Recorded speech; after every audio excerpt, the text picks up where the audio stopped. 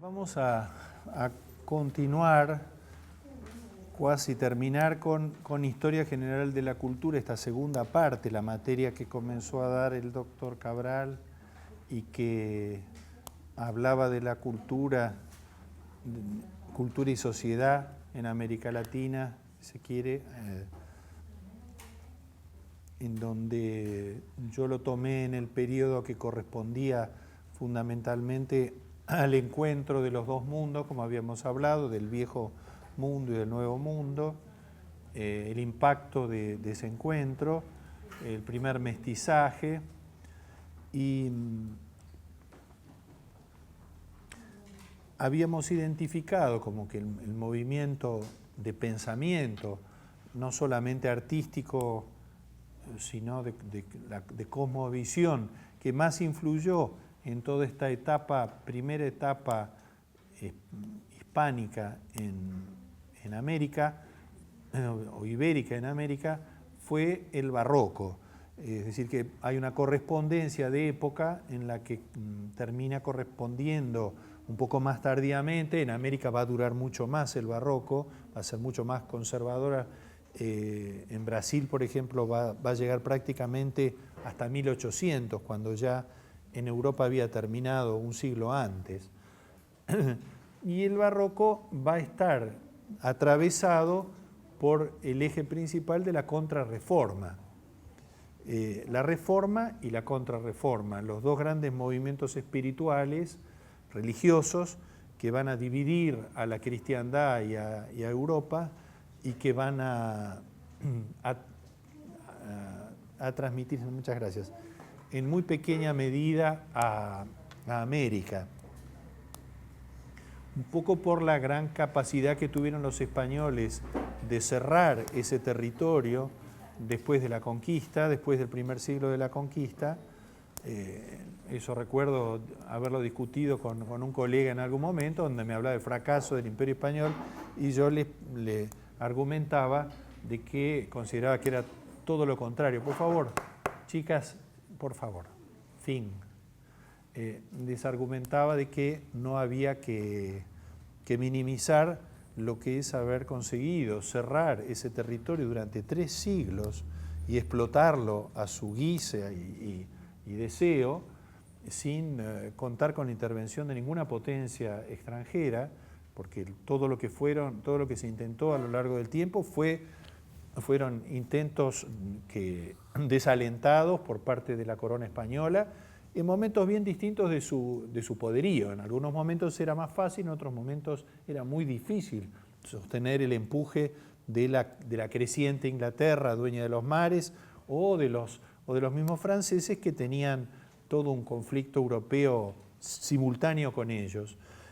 A pesar de eso, los españoles consiguieron mantener una unidad continental en distancias imposibles de recorrer, distribuyeron una planta, un pensamiento base y un sistema hasta de explotación económica y un sistema jurídico, sobre todo, a todo un continente, y lo hicieron funcionar 2 siglos más, después del primer siglo de la conquista. Y cuando se retiran y cuando cae, es asombroso ver lo frágil que era ese modelo del imperio, que nunca llevó a América ejércitos importantes, que siempre luchó con milicias locales y usando la colaboración de los nativos, pero que nunca estuvo en condiciones de llevar adelante una acción militar seria. Cuando uno ve ni los españoles ni los portugueses, cuando uno ve los castillos, los fuertes de los portugueses en la costa brasileña o en la costa uruguaya, son para reírse, son como si fuera una casita. Tiene una casita con una muralla y es algo muy pequeño eso. Estaba nada más que para resistir el primer asalto. Después de eso no había forma de defender. Y además ni siquiera cabía una guarnición suficientemente grande ahí adentro. Estaba pensado por la acción punitiva de los barcos, que cada tanto aparecían y efectivamente llegaban y colgaban a medio mundo, porque en eso sí fueron muy severos. Pero en el caso de América, en el único lugar donde verdaderamente se hizo una obra de consideración fue en Cuba y en Colombia, donde ellos tenían el punto de salida ¿Cómo? Cartagena. En Cartagena, porque además esos fueron lugares asaltados por los piratas y tomados. Entonces, después de cada experiencia de esas, ellos una vez más iniciaban una reconstrucción. Pero a lo que iba es que entre el esfuerzo de la Iglesia Católica asociado a la corona española, ellos consiguieron imponer una matriz cultural de una solidez extraordinaria y que en realidad fue la base de la cultura criolla que le sucedió en el siglo XIX. El haber tenido esa persistencia de esfuerzo en las instituciones, en la religión, en las políticas, es lo que hizo que se produjera un intercambio, una rotación de todo este pensamiento dentro del continente, alimentado siempre por España. Los ángeles arcabuceros famosos, todos provienen de unas estampas de la Catedral de Sevilla. Sevilla fue una de las grandes exportadoras, los talleres del Cusco, donde se pintaba pintura en serie, de santos para las iglesias, estaban la mayor parte tomados de la Catedral de Sevilla o de talleres pictóricos de Sevilla. Sevilla fue el gran promotor, que hoy alguien me preguntaba sobre los andaluces, fue el gran promotor de la simbología católica de toda América, mucho más que otras regiones de España. Y en el caso de las otras expresiones artísticas, también estuvieron influenciados directamente por los centros culturales, los centros de cultura, las universidades, españolas, que fueron muy poderosas, y las americanas. La misma circulación dentro de América hizo que estas formas culturales se expandieran por todo el continente, que es el caso que sucedió con la música barroca, por ejemplo. Dentro de la música, los maestros de capilla, que eran los que dirigían los grupos orquestales y corales que funcionaban dentro de cada catedral, iban rotando, es decir, que hoy estaban en Charcas y dentro de 5 años la carrera continuaba en Santiago de Chile para culminar en Bogotá. Entonces esa persona, o en México, esa persona había recorrido el continente llevando su propia música y recogiendo las músicas de los otros espacios y entonces haciendo una corriente de intercambio artístico y de modas incluso, muy importante, muy significativo. Una unidad que no se pudo dar de otra forma que por la persistencia, por la voluntad de imponer ese patrón, por el ojo vigilante del Santo Oficio, que cada tanto cualquier astucia que aparecía por allí la castigaba con la muerte, incluso en el caso del Virreinato del Río de la Plata, y por la administración. Los españoles fueron, hoy que uno los ve no se los imagina así tampoco, porque a nosotros nos ha tocado convivir con un periodo de decadencia y después de cambio, de cambio ya hacia otra manera de ser. Pero lo que fueron los españoles eran enormemente jurídicos en su comportamiento. Ellos todo el tiempo, todo estaba dentro del marco jurídico y todo se cumplía y la ley alcanzaba a todo el mundo donde estuviera. Cortés seguía gobernando hasta que un día vino el oficial de justicia, lo cargó de cadena y Colón lo mismo, lo metió en un barco y lo llevó preso, encadenado a España. El tipo hasta poco tiempo antes era el monarca de Nueva España. Un minuto después estaba en un barco con cadenas y iba a ser juzgado. Ellos incluyeron dentro de la administración el llamado juicio de residencia, que ahora algunos partidos políticos modernos quieren aplicar, la idea de que al terminar una gestión un funcionario sea juzgado y sin que medie una denuncia o sin que medie una presión judicial, ¿no? Bueno, ellos lo tenían como una fórmula. La política siempre existió, quiero decir que estos juicios estaban amañados y el desgraciado que caía en desgracia lo castigaban y el otro arreglaba, o había muchísimos casos de personas que eran rehabilitadas, como el mismo Colón, a quien después de que lo llevaron preso, después lo rehabilitaron, los limitaban, después los iban acomodando. Pero yo lo que les quiero transmitir es esta increíble unidad cultural, sin medios de comunicación, con muy pocas imprentas, si bien había, y con un territorio extensísimo, inabarcable. Bueno, el barroco, que es una expresión artística europea, regional, porque en definitiva tiene manifestaciones en muchos países de Europa, pero en España alcanza un gran desarrollo realmente, tanto en lo arquitectónico como en lo pictórico. Y en lo arquitectónico es donde nosotros vimos, aparece en todas sus manifestaciones en América, en distintos lugares y con las adaptaciones. El siguiente gran movimiento de pensamiento que sobrevino en Europa fue justamente con la Revolución Francesa y con la Revolución Norteamericana, que veíamos la otra vez, el neoclasicismo. Es decir, que como rebelión a ese pensamiento hedonista, sensible que promovía el barroco, la sensibilidad de la forma, el recurso a la naturaleza, la emoción, el arte como medio de provocar una emoción, no de provocar necesariamente conocimiento o lucidez, sino conmover, el arte como conmoción. Bueno, ese arte que iba desde la arquitectura hasta el rito que sucedía dentro de esa arquitectura, porque el rito barroco dentro de la iglesia, que era el rito de la iglesia católica, era un ritual complejísimo y enormemente simbólico, donde se escuchaba música, había un gran despliegue de vestuario por parte del clero y por parte de las autoridades, había perfumes, incluso se arrojaban pétalos de rosa, era una convocatoria a la sensibilidad, a las sensaciones, no necesariamente a la razón. Cuando vino el neoclasicismo, surge como oposición a esta manera, sobre todo desde el Estado, de promover la sensualidad. Y entonces, en ese aspecto, es que las nuevas repúblicas, la República Norteamericana y la República Francesa, las dos revoluciones, toman como arte de Estado el neoclasicismo, o sea, vuelven a los patrones griegos y romanos de representación del poder.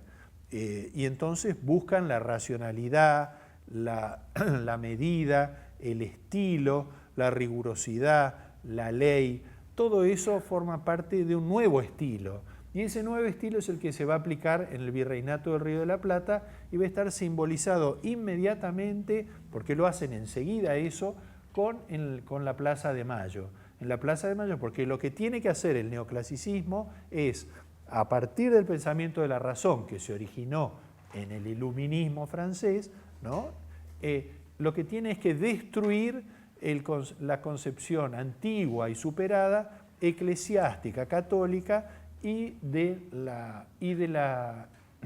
las tradiciones españolas, que son vistas desde el racionalismo retrógradas. Los mismos españoles se vuelven críticos del mismo sistema español y de la cultura española.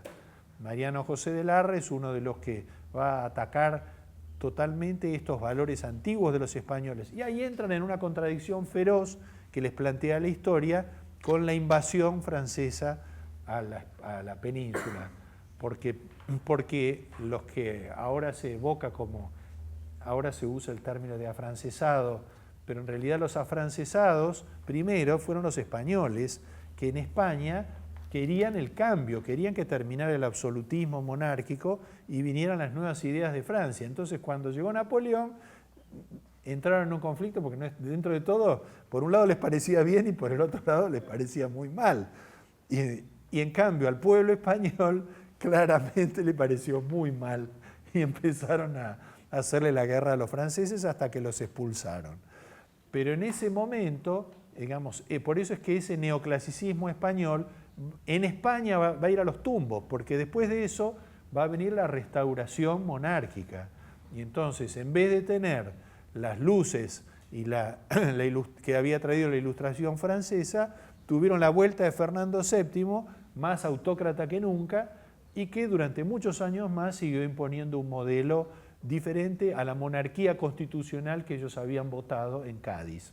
esa constitución que habían votado en Cádiz, teniendo a la puerta las tropas francesas, con un coraje extraordinario, y a esa reunión de Cádiz, a la cual habían convocado a representantes de todos los países de América, a quienes reconocían como tales. O sea, ahí sí que uno se hace la pregunta de la política ficción o de la historia contrafáctica, de qué hubiera pasado si esa constitución de Cádiz y si esas cortes de Cádiz hubieran triunfado, porque el modelo que venía era un modelo de monarquía constitucional federativa, en el cual los países de América hubieran sido, quizás lo nuestro hubiera demorado quién sabe cuánto tiempo más, un siglo más por lo menos.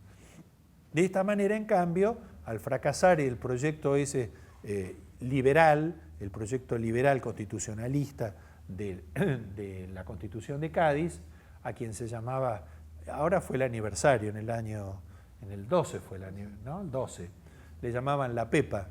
La Pepa era la Constitución cuando dicen viva la Pepa, se referían a la Constitución de Cádiz. ¿Es un viva la Pepa? Bueno, se referían a la Constitución de Cádiz. Entonces, al fracasar ese intento, los países americanos comienzan con una etapa nueva. Y el modelo neoclásico va a reflejar esta voluntad de cambio. Por eso se instala en la Plaza de Mayo una pirámide racionalista al máximo. Por eso es que se empieza a cortar la Recoba y se tira abajo el fuerte de Buenos Aires para que no quede ningún símbolo del poder español. Y después el mismo cabildo termina siendo modificado muchas veces en distintos momentos de la historia, que es el otro elemento que se modifica en ese entonces. Pero esta idea racionalista del neoclasicismo no va a durar mucho, porque en realidad, a poco de andar, este proyecto rivadaviano y sobre todo de Moreno hace agua por todos lados con respecto a la realidad. Y la realidad política va llevando a la aparición del nuevo periodo histórico que comienza prácticamente en el año 20 y tantos y que va a terminar en el año 52 cuando el triunfo de Urquiza en Caseros y el comienzo de una nueva etapa para la Argentina. Ese periodo del 30 al 50 coincide con un nuevo cambio en el pensamiento europeo que no empezó precisamente en ese momento, sino que se venía gestando desde el comienzo del siglo, que es la aparición del romanticismo.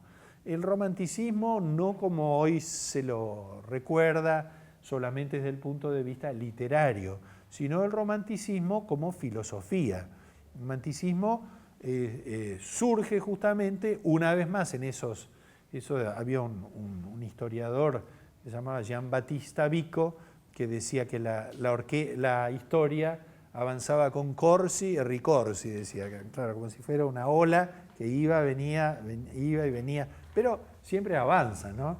Va y viene, vuelve para atrás, pero avanza. Bueno, corsi e ricorsi, en este caso, una vez más apareció una oposición a ese pensamiento tan racionalista que había sido la dictadura de la razón y que habían promovido los franceses, porque los mismos franceses fracasaron para defender políticamente ese ideal, porque lo primero que hicieron apenas se descuidaron fue nombrar un emperador, y por más que ese emperador fuera un monarca racional y justiciero desde su punto de vista, era un emperador, no era una monarquía constitucional como habían soñado, ni era lo que después, mucho más tarde, surgió en Europa a partir de las revoluciones del 30 y del 48. Entonces, en el caso de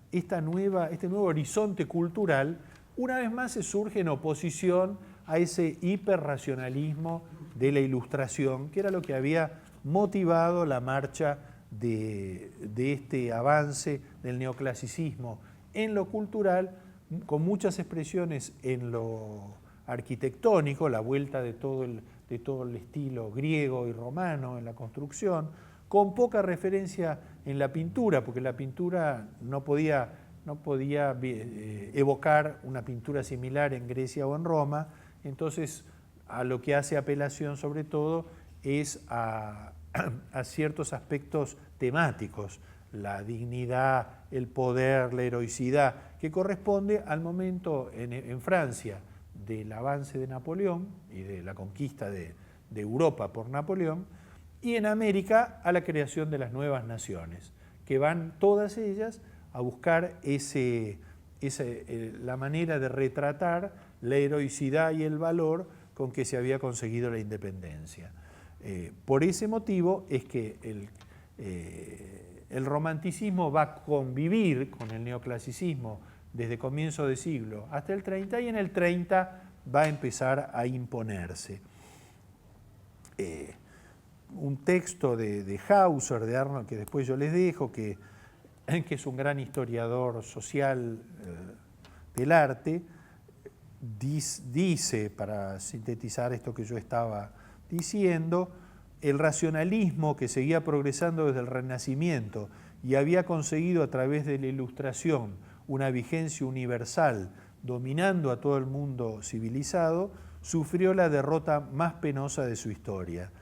Desde la disolución del sobrenaturalismo y el tradicionalismo de la Edad Media, nunca se había hablado con tanto menosprecio de la razón, porque el romanticismo buscaba siempre constantemente recuerdos vinculados a la historia y siempre encontraba que los ideales estaban encarnados en el pasado, nunca en ese futuro luminoso que marcaba la razón. Es, según dice, el arte más burgués, el arte burgués por excelencia, porque toma como medida natural el hombre, los sentimientos del hombre. Hacia fines del siglo XVIII, bueno, es cuando aparecen Rousseau, Schiller, que ya tienen este pensamiento en Europa. En Inglaterra Byron, en Francia máxima figura va a ser Georges Sand o Victor Hugo. En la arquitectura se va a retomar el gótico medieval, se van a empezar a volver a hacer catedrales y edificios públicos góticos. Eso duró hasta nuestros tiempos modernos, en nuestros pagos, porque el gótico apareció como una expresión del romanticismo, no como una expresión de la modernidad. ¿Y esto en qué marco llega a nuestro país? Bueno, en 1830, que es cuando estábamos hablando de un periodo que va del 30 al 52. En el 30 se había muerto Bolívar, en el 50 se murió Artigas, se murió San Martín, es decir, que en ese periodo prácticamente se liquida esa primera parte de la historia independiente de las naciones de América, las figuras más centrales, y todos ellos ya, ni Bolívar en el 30, ni San Martín en el periodo que le sigue, ni Artigas, van a tener una influencia directa, van a tener una participación indirecta en lo que está sucediendo, y quienes van a tener incidencia directa son los caudillos, son las agrupaciones políticas regionales y las figuras que van alimentando este desarrollo político que va a terminar por constituir las provincias argentinas. Esa confederación, porque la Argentina es una confederación durante mucho tiempo. La idea de la Argentina es un invento, es una creación muy posterior. Al principio se está pensando en el modelo de los norteamericanos, de las 13 colonias asociadas para ciertas cosas sí, para otras no, que otorgan soberanía a los estados en un caso sí y en un caso no. En ese periodo es cuando sucede también en Portugal, en Brasil, en el 31, que el emperador Pedro I, que era el portugués, abdica y se vuelve para Portugal y lo nombra a su hijo Pedro II. Pero como es menor, entonces él va a haber una regencia prolongada prácticamente hasta mediados de siglo. Y en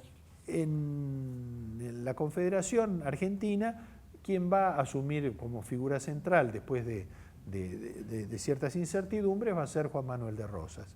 En sus 2 periodos de gobierno cubre prácticamente todo este periodo. Un periodo en el que también se va a realizar la primera campaña al desierto, que es la que hace el mismo Rosas, ampliando el territorio hasta la frontera del Río Negro.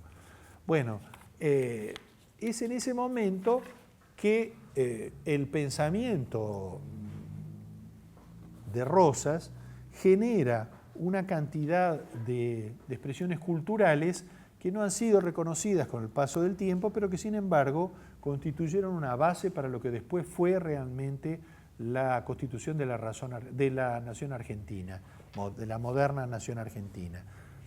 Pedro de Angelis fue una de las figuras centrales, historiador, cataloguista, era italiano él, al lado de Rosas, una gran suma de pintores y en un primer momento una cantidad de escritores, porque lo que caracteriza al romanticismo en la Argentina es que su máxima representación está en el campo de la literatura. Es fundamentalmente, es un grupo de jóvenes escritores, de jóvenes intelectuales, ¿no?, que se van a reunir en el año 1837 en un salón, como era la costumbre, el centro cultural de la época eran los salones. Piensen que la vida cultural se había desplazado de las iglesias a los salones. El primero, el de Mariquita Sánchez de Thompson, que era un centro de novedades, conspiraciones, informaciones. Esta mujer pareció tener una condición extraordinaria, además de que su marido era espía inglés y esa casa era una casa de espionaje, naturalmente, pero donde concurrían todos los intelectuales y prohombres de Mayo y luego la generación siguiente. Sarmiento tiene un relato notable sobre eso, de cuando la va a visitar y ya la conoce. Sarmiento la conoció a ella grande, no recuerdo exactamente, no quiero decir la edad porque murió muy mayor, Mariquita Sánchez de Thompson, pero él dice que la vio y que de estar con ella, que le impresionó tan vivamente que se enamoró, sí, se le quiso ir encima, parece.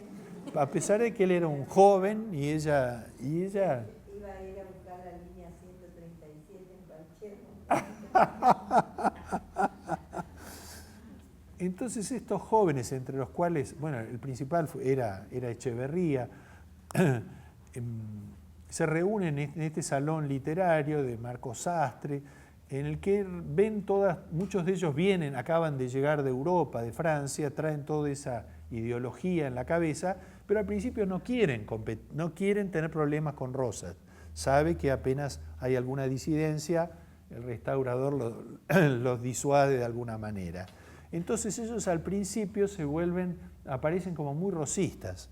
Sacan una publicación, imagínense, 1837, en medio de esa situación donde todos andaban con las espadas de acá cargando espadas y arrastrándolas, que se llama La Moda, ¿no? La Moda se llama.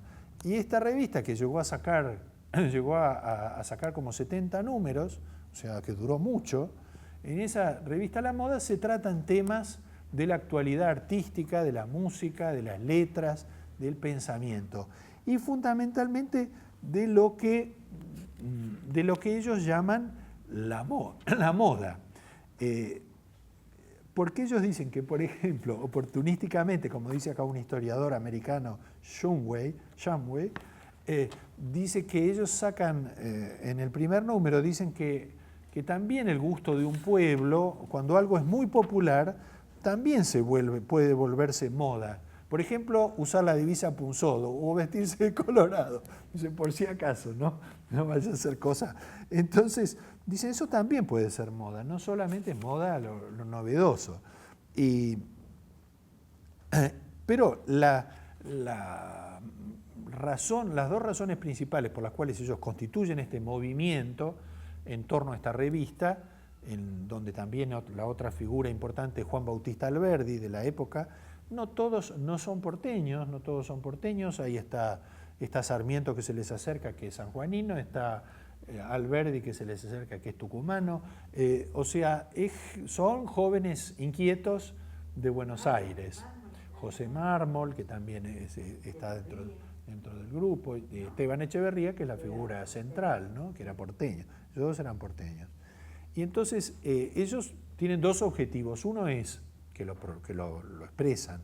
Uno es conseguir que la Argentina se organice a la manera de un Estado moderno, o sea, que se modernice fundamentalmente. Y el otro es hacer llegar a la Argentina todo el pensamiento europeo que está a la moda y que representa la modernidad y el futuro. Echeverría va a ser autor de un texto justamente que es el dogma socialista, es decir, que él habla de socialismo en esos años tan tempranos, ¿no? Porque era el socialismo de Proudhon, era de los primeros socialistas franceses, entendiendo por socialismo algo diferente, que era la buena marcha de una sociedad más armónica y más justa. Pero, y después el mismo Alberdi, que además era músico Alberdi, no sé si ustedes han tenido ocasión de saberlo, es autor de varios minués, era pianista él, y tiene una obra como músico de la época, no muy original, pero correcta. Y él va a ser después el autor de las bases que van a dar lugar a la Constitución Nacional, y él mismo va a dar un salto y evolucionar en otro sentido, porque cuando viene la guerra de la Triple Alianza se va a poner justamente en otra posición. Pero todos, al cabo de 3 años, van a estar emigrados, van a estar fuera de la Argentina, o van a estar en Uruguay, o están en Chile como Sarmiento, o algunos se fueron a Europa. Es decir, que todos, de un modo, Rosas lo soportó un tiempo, pero no tampoco todo el tiempo, porque, claro, le pareció que estas ideas, estos ideales europeos eran un poco exagerados.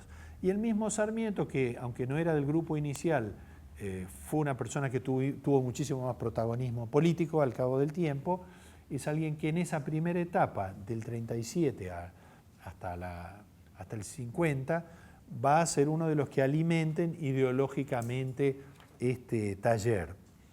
Entonces, fíjense lo que dice Alberdi. Alberdi dice, la patria no es el suelo.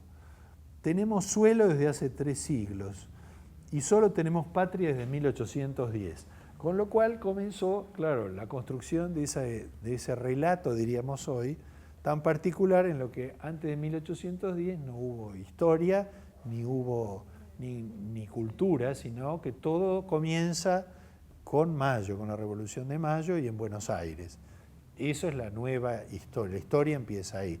Ni patria, dice que se tenía, cosa que es raro porque en general ustedes saben que los regionalismos son mucho más fuertes que los mismos patriotismos. Quiero decir que mucha gente, y cuando uno lee textos del mismo, de Fray Yusef de Tejeda y Guzmán, que es un poeta cordobés del año 1600, cordobés de Córdoba, Argentina, ese habla de Córdoba como una Babilonia, porque dice de lo bravo que eran en Córdoba, pero él habla como argentino, él habla como americano, él se siente americano, o sea que patria había desde mucho tiempo antes. Esa idea de que la patria se consiguió en Mayo también es una idea reduccionista que recorta todo lo que ocurrió anteriormente y también todo lo que iba a suceder después en las provincias, porque aquello que no se adecuó al pensamiento de Mayo y al pensamiento porteño terminó por ser eliminado por la vía de las armas. Es decir, que ahí es el momento donde prácticamente se interrumpe el proyecto ese de la Confederación y va a ser sustituido por un proyecto unitario basado en Buenos Aires. Ahora, culturalmente, lo que va a representar buena parte de la ideología que después va a alimentar el periodo siguiente es ese salón literario, ese salón donde intercambiaban ideas y novedades europeas estos jóvenes inquietos y donde producían, porque ellos fueron escritores, Echeverría,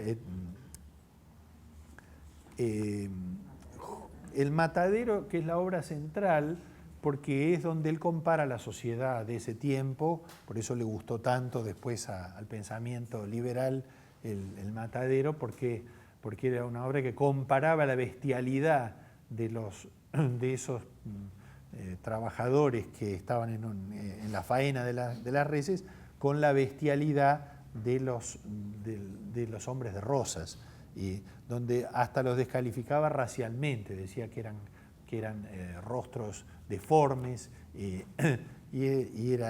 además con las manos siempre teñidas en sangre, como lo que sucedía en la sociedad. Es decir, que esa imagen de la sociedad argentina del periodo rosista es lo que él quiere superar. O como el mismo Sarmiento, cuando escribe el Facundo, y él en el Facundo se despacha de una manera tremenda con respecto a la gente de la tierra, como si ellos imaginaron un país formado, el país que después intentaron construir, por inmigrantes. Ellos lo que imaginaron era que esto de que hablábamos, de que el neoclasicismo quería destruir la herencia española, bueno, ellos querían destruir todo lo que había venido, excepción hecha de Mayo, y empezar a hacer tabula rasa y empezar con una nueva sociedad, con reglas y con modelos europeos, y por eso es que el mismo Sarmiento imagina una ciudad ideal que es Argirópolis para construir en la isla de Martín García. Es decir, que son todos proyectos utópicos que es como si no vieran la realidad. Lo curioso es que muchos de ellos venían de ahí directamente, como el caso de Sarmiento, que además era de origen humilde, que había tenido... Pero de una manera violenta, ¿no es cierto? Era un acto de fantasía eso, porque lo otro, salvo el caso de Sarmiento, que en realidad viajó mucho para la época y que tuvo mucho mundo, pero él comparaba, por ejemplo, en el Facundo mismo, al gaucho con el beduino. Beduino que nunca había visto él acá. Después lo vio cuando fue a Marruecos, en el famoso viaje. Claro. No, Facundo era un hombre, claro, estos caudillos eran gente por lo general educada, muchos de ellos en el caso de los tres gobernantes paraguayos de Francia y los Solano López, toda gente muy educada, por cierto, que hablaba varios idiomas, que había estudiado con los curas la mayor parte de ellos, y que muchos de ellos, como en el caso de Francia, era abogado además. Es decir, que no era eso que ellos decían, pero esta imagen fue la imagen que permitió construir la nueva sociedad cuando llegó el momento de alimentar la educación nacional obligatoria.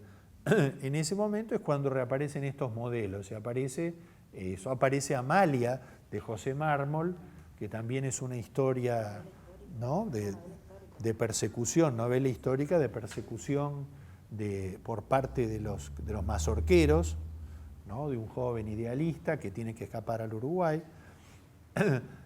Son todas negaciones de lo que veían de ese país, que al mismo tiempo había recibido 2 veces la visita de escuadras franco-inglesas, que había tenido que dar batalla, muchas gracias, tuvo que dar batalla contra ellas para sobrevivir, que derrotó al imperio brasileño. O sea, mientras ellos estaban pensando en ese país que debería ser, la defensa del otro país fue realizada desde la realidad. Y la realidad había empezado con Martín de Güemes en el norte, parando a los gauchos, con sus gauchos al ejército regular español, y termina justamente con el Chacho Peñalosa, es decir, que son 100 años en los cuales son las fuerzas populares las que verdaderamente defienden la independencia argentina. Ahora que vamos a celebrar el año que viene, me hace acordar un pequeño paréntesis, que hace unos años, que yo estaba en la ciudad de Buenos Aires y organizé un gran espectáculo en Puerto Madero, atrás del Sheraton, que hay una explanada. Entonces en ese espectáculo contaba la historia de Buenos Aires. Yo había tomado una cantidad de testimonios históricos, había actores, había números musicales, estaba Baglietto, no me acuerdo. Pero lo genial fue que yo conseguí la participación del grupo especial histórico de patricios, del regimiento patricios, que tienen un cuerpo histórico como tienen muchos, como está la fanfarria Alto Perú en Granaderos. Y ellos tienen armado una rutina, y en esa rutina tenían un fuertecito de escenografía, 2 cañones, le tiran unos tiros, hacen las invasiones inglesas y la recuperación. Bueno, a la vez había contactado una cantidad de agrupaciones de dementes que hay que tienen uniformes de época de los distintos cuerpos militares, que les gusta hacerse los militares, entonces tienen cuerpos de gallegos, cuerpos de... Bueno, entonces todos estos que tenían, uno de estos grupos tenía su propio cañón, tenía un cañón bastante grande. Y entonces yo los reúno a todos, con un coronel del ejército que dirigía este grupo, más estos que eran todos civiles, y les digo, miren, más o menos era así. Dice, ustedes avanzan, porque era por el Puente de la Mujer, que es ese puente que atraviesa, que hizo Calatrava, que atraviesa Puerto Madre, un puente móvil que todavía no se había experimentado. Entonces yo quería usar el puente, que subían por el puente y bajaban por el otro lado. Entonces le digo, mire, es así, ustedes atacan, vienen los ingleses, atacan, toman el lugar y después ustedes, los patricios, recuperan esa posición. No, dice, de ninguna manera, no, dice, porque nosotros no perdemos, la batalla no la perdemos, no. Entonces empezó toda una discusión, ¿no? Una discusión tremenda, porque no había forma de convencerla de que ellos tenían primero que perder para luego ganar, ¿no? Pero no querían, ya tenían la rutina armada. Dice, no, nosotros tenemos la rutina armada, dice, y es con una locutora que va diciendo, una locutora, ¿y qué dice la locutora? Y entonces resulta que yo le había llamado a Lito Cruz y a Brandoni para que dijeran... Sí, ¿lo viste? ¿Estabas? Para que dijeran unos textos que yo había sacado de la historia de un comandante inglés, de un soldado inglés que participa en las invasiones, y que él cuenta que cuando apenas termina la batalla, dice que ellos bajan en la ensenada de Barragán y al rato están en el fuerte y entraron y se rindieron todos. Tan rápido fue que cuando se rinden, a los oficiales, por una cuestión de caballerosidad, los dejan ir. Entonces ya terminó todo y los oficiales ingleses dicen, bueno, vamos a comer, ¿dónde se puede comer? Dice, hay una fonda ahí al costado de la Plaza de Mayo, van a esa fonda y entran a la fonda y ven que están los oficiales españoles a los que acababan de derrotar. Estaban sentados en una mesa, bueno, se saludan caballerosamente y había una chica que era la hija del posadero, que parece que era muy buena moza. Y entonces el oficial le dice a un traductor, le dice, dígale que nosotros venimos acá, que no se asusten, porque vio que la otra puso mala cara, que no se asusten, que nosotros venimos acá a permitir la libertad de comercio y la libertad religiosa. La otra se dio vuelta, yo que sé, de bolilla, y se fue a la mesa de los españoles y entró a decir, lo veían que gesticulaba. Entonces el oficial le pregunta al traductor, ¿qué dice? Y dice que si ellas, te va a gustar, dice que si ellas, las mujeres, hubieran sabido que los hombres se iban a comportar tan cobardemente, ellas hubieran agarrado las armas y los hubieran echado a los ingleses, ¿no? Ese era el texto que yo había puesto para que se leyera durante la batalla, ¿no? Y cuando llegue el momento, y aparte les aseguro, cuando vino el ensayo general, que era un lugar inmenso, cayeron estos tipos para el ensayo general ya con ropa de vagina, cayeron, ya no era tan agradable ver bajar de 2 camiones, ¿no? Soldados, ¿no? Con casco y todo, no era lo mejor. Después se pusieron la ropa. Bueno, la cuestión es que llega el momento, estaba el intendente, estaba Ibarra, y yo digo, ¿qué va a pasar acá cuando digan? Y veo en la prueba que la locutora dice, el ejército argentino nació con la patria. Pero aparte esto es mentira, porque los que echaron es una mentira tremenda, los que echaron a los ingleses fue la gente, el pueblo bajo de Buenos Aires, y dicen que Hereford, que cuando abrió la puerta en Santo Domingo, vio esa gente para entregarse, y cuando vio esa gente dice, no puede ser que esta gente nos haya vencido, porque era, dice, un desastre, era una gente con un trabuco, con una hoz, con una piedra. Bueno, entonces el locutor decía, el ejército argentino, no. Entonces yo digo, bueno, ¿qué hago? Bueno, la única fue, arreglé en ese momento dado, cuando empezó la locutora, le dije, subí la música al máximo y empezaron los cañones a tirar cañonazos. No se entendió nada, no se entendió una palabra de todo esto, ¿no? No se entendió una palabra y yo salvé la vida hasta último momento, porque casi no la salvo la vida, porque yo dije, acá me echan una patada ya mismo, porque cuando terminaba el espectáculo, eso está contra unos silos, unos grandes silos, que no funcionan más. Y entonces cuando yo había hecho en el momento en que subía el pueblo, pues se llamaba algo del Mercosur, cruzaban por el puente y bajaban todos los grupos del Mercosur, bajaban unos escaladores con música, porque estaba Lito Vitale con el grupo, por la pared de los silos, que es altísimo, eso es como una casa de 15 pisos, ¿no? Y entonces era una cosa muy poética, toda la gente miraba para un costado como bajaban y subían, y no miraban a la derecha, y por ahí entraban todos los otros artistas. Y en ese momento, bueno, termina eso, suben al escenario, y yo veo que cae algo de la punta del silo, algo grande, ¿no?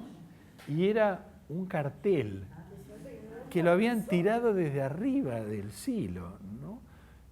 Un cartel, y decía Ibarra asesino, porque había habido un lío con el... No era por eso, era anterior, era por un lugar en San Telmo que estaba ocupado y que lo habían desocupado a la fuerza, yo qué sé. Decía Ibarra asesino. Afortunadamente era media sombra, entonces lo que no había pensado era que no se veía mucho eso, sino estaba iluminado. Entonces yo hice cambiar las luces todas para el otro lado e inmediatamente inicié las investigaciones, porque ¿cómo habían tirado eso? ¿No? Claro, era imposible. Y entonces, finalmente, con la gendarmería lo hice, que tenía la seguridad de ese lugar, estaba el intendente. Y entonces fue uno de los escaladores, porque el tipo había subido hasta ahí, había caminado todo por arriba del silo, a 20 metros de altura de noche, ¿no? Eso, hay que ser corajudo para hacer eso, ¿no? Y entonces de bronca me lo llevé a mi casa, tenía un paquete así que era un cartel enorme. Pero lo gracioso es que, por eso es que yo decía que efectivamente el ejército argentino construyó la historia del siglo XIX y destruyó la del siglo XX dentro de sus posibilidades. Pero anteriormente no existía, ni siquiera, lo que existían eran milicias populares urbanas. Y ni siquiera, es decir, cuando las papas quemaban, venían a buscar a los guaycurúes y a los guaraníes para que, como fue en el caso del ataque a Colonia, la defensa de Buenos Aires contra los ingleses. En la segunda invasión vienen los caciques a ofrecerse al Cabildo de Buenos Aires, le ofrecen como 3.000 lanzas, y los del Cabildo dicen que le agradecen mucho, pero que no sea cosa, claro, que después en triunfando, después se queden, claro, ¿no? Pero eso no, esa idea del ejército argentino es otra creación de la generación del 80, porque mientras tanto lo que hay son corajudas, milicias populares, valientes caudillos que van a levantar, van a hacer levas con su gente, y pues son ellos los que van a llevar hasta el mismo intento, hasta la misma campaña de la guerra de la Triple Alianza, se inicia con una inscripción voluntaria en Buenos Aires. No había tropa para hacer eso, lo único que había eran las tropas de línea, que eran las que vigilaban la frontera contra el indio, pero no había tropa organizada. El ejército moderno lo organiza Sarmiento, que es el que Sí, pero eso se desorganiza, eso lo pierde, porque muere un montón de gente de ellos y prácticamente no vuelven muy pocos del ejército de los Andes, vuelve una cantidad muy limitada. Es decir, que la idea esta de ejército ni hubo antes ni hubo después, en realidad hubo mucho más tarde. Entonces, ese pensamiento tan europeísta y tan ciego frente a las realidades fue abonado por este pensamiento romántico europeo, que después terminó y que tuvo una evolución curiosa, parecida un poco a la que tuvieron los románticos de las Provincias Unidas. Fue parecido porque en Europa hubo como dos marchas paralelas entre Francia y Alemania. Los románticos europeos, franceses, comenzaron siendo más bien reaccionarios porque terminaron apoyando a Napoleón y a todas las campañas napoleónicas y la idea del gran imperio, y terminaron en el año 30, en la primera revolución que hay ya popular, volviéndose hacia la izquierda. Y en cambio en Alemania comenzaron más bien con ideales progresistas y terminaron siendo absolutamente reaccionarios después del triunfo de Metternich y la restauración en toda Europa, la restauración monárquica del absolutismo. Entonces, el romanticismo va a crecer en ese contexto político tan particular, dentro del cual el modelo norteamericano nunca se pareció al argentino, salvo en ese primer momento. Y fíjense qué curioso, cuando uno lee las listas de barcos del puerto de Buenos Aires desde el año 1810 hasta el 20, pongámosle, los barcos norteamericanos son prácticamente un tercio de las naves que vienen. Había mucha voluntad de tener comercio y una voluntad permanente de mantener comercio entre Estados Unidos y la Confederación. Los otros eran, por supuesto, primero ingleses y los segundos franceses, que esos son los que se instalaron, se repartieron el botín. Pero el botín de América del Sur, no solamente Brasil con Pedro II firma Uruguay, con Pedro II firma un tratado con Inglaterra de mutuo respeto y de unicidad en el mercado, es decir, que es de único comprador y único vendedor. Todas las exportaciones brasileñas del siglo XIX son a Inglaterra y toda la infraestructura que se instala en el Brasil es inglesa. Ellos tenían un monopolio total. Por eso es que también van a participar con tanta actividad en la lucha en esta región cuando la independencia del Uruguay, ¿no? Y la campaña sartiguista, porque apoyan a los brasileños para romper el Río de la Plata, para quebrar el Río de la Plata y para tener la libertad de los ríos que después van a generar la guerra. Ahora, este romanticismo va a tener una expresión pictórica, algo de eso nosotros lo vimos en la reunión anterior, porque pasada esta primera etapa de pintores viajeros que van a ser extranjeros, ya para el año 30, 40 empiezan a operar a los primeros pintores nativos, o ya como el caso de Blanes uruguayo, o como el caso de Subercaseaux chileno, pero pintores ya nacidos en nuestra tierra y que van a reflejar primero con ese pensamiento justamente romántico la figura de la naturaleza, la expresión de la naturaleza, como en Inglaterra había sido Turner, o como había, es decir, el brillo de la naturaleza, la explosión de la naturaleza, y el retrato, los personajes. Retrato, va a haber retrato profesional y retrato institucional. Se va a hacer retratos donde se trate de evocar las guerras de la independencia y la heroicidad de las guerras de la independencia, y luego la de las figuras. Ya en esa época empieza a convivir, piensen los años, con el daguerrotipo. Entonces hay daguerrotipo, hay cuadro de Manuelita Rosas, ¿no? Prilina Pueyrredón, y hay daguerrotipo de Manuelita Rosas. Y hay cuadros de San Martín, que son bien diversos porque la iconografía fue muy cambiante, y hay daguerrotipo de San Martín, hay daguerrotipo de Sarmiento, hay fotos de Sarmiento, hay daguerrotipo de Calfucurá. Todas esas fotos existen, o sea que no es solo imaginarlo con daguerrotipo. El daguerrotipo es del año 30, creo yo, y llega muy tempranamente a la Argentina por los franceses. El daguerrotipo es una foto de mejor calidad, porque es como un grabado en realidad, que usa unas grandes placas en vidrio, y eso se transfiere.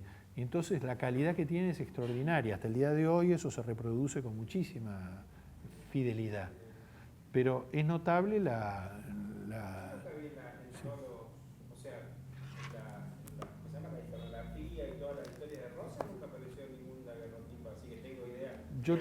Yo te voy a traer, para la próxima vez te voy a traer los daguerrotipos, estos de los que te hablo. No hace mucho habían hecho una exposición solo de daguerrotipos, porque vale la pena ver esas figuras que uno se ha imaginado, a ver cómo eran de verdad, ¿no? Y además esas fotografías son muy fieles. Además para ver también lo que es el producto en sí. Claro, claro. Sí, y algunos de ellos a veces eran daguerrotipistas y después pintores, como fue el caso de Cándido López. Cándido López, que es el que retrata la guerra del Paraguay. Sí, claro. Pero Cándido López trabajaba en un negocio de daguerrotipos y hacía fotos, por lo tanto. ¿Y Bacle, el taller ese que tenía también o no? No sé, Bacle, la verdad que no te sé decir, pero Cándido López tiene incluso del mismo me parece que hay una foto. La próxima vez vamos a ver eso. Pero a mí me resulta muy apasionante, los daguerrotipos siguieron bastante tiempo más, su vigencia hasta la aparición de la otra fotografía. Eso es un poco lo que se utilizó para la conquista del desierto, ahí cuando empiezan a fotografiar todo. Ahí ya son fotografías. Eso está no en el Museo de La Plata. En La Plata está, sí. Oh, ahí hay muchísimas fotografías y en el mismo Museo de La Plata que los van fotografiando los primeros, antropólogos físicos, ¿no? Son retratos, eran retratos, sí, eran retratos. Pero es muy interesante verlos. Y está Calfucurá vestido de coronel del ejército, con uniforme de coronel del ejército argentino. En La Plata está, sí, la foto, sí. Yo leí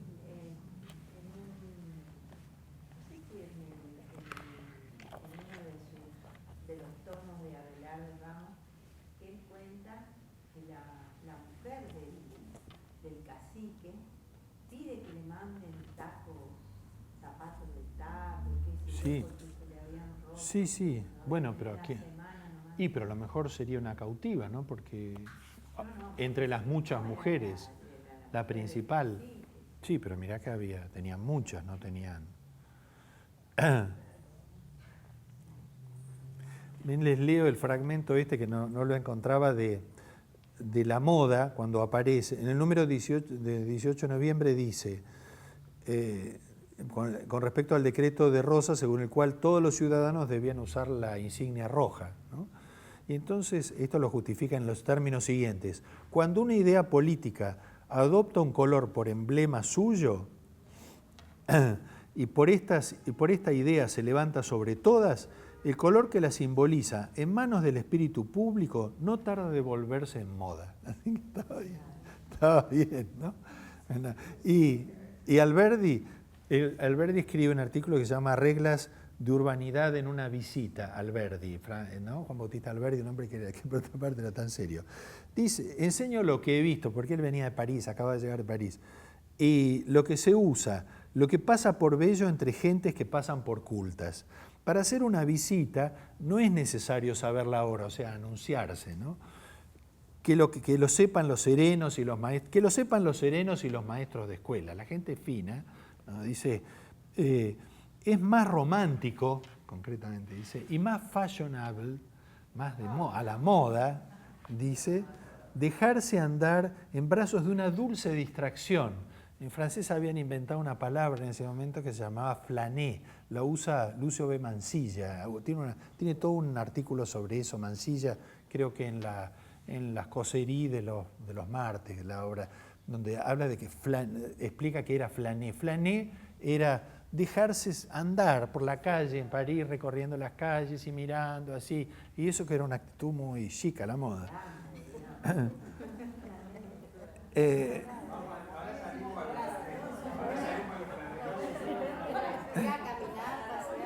Claro, en dejarse en brazos de una dulce distracción y hacer como Byron, si es posible.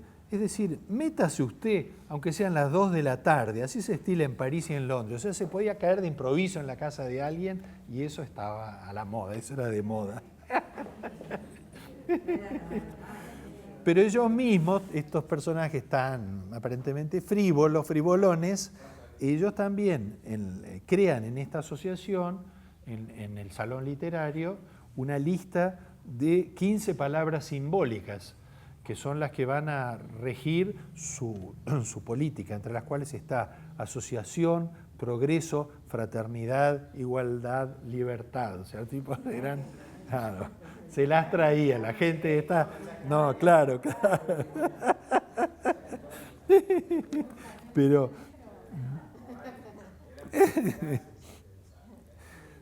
bueno, con esto vamos a terminar hoy, que ya han tenido demasiado de mí.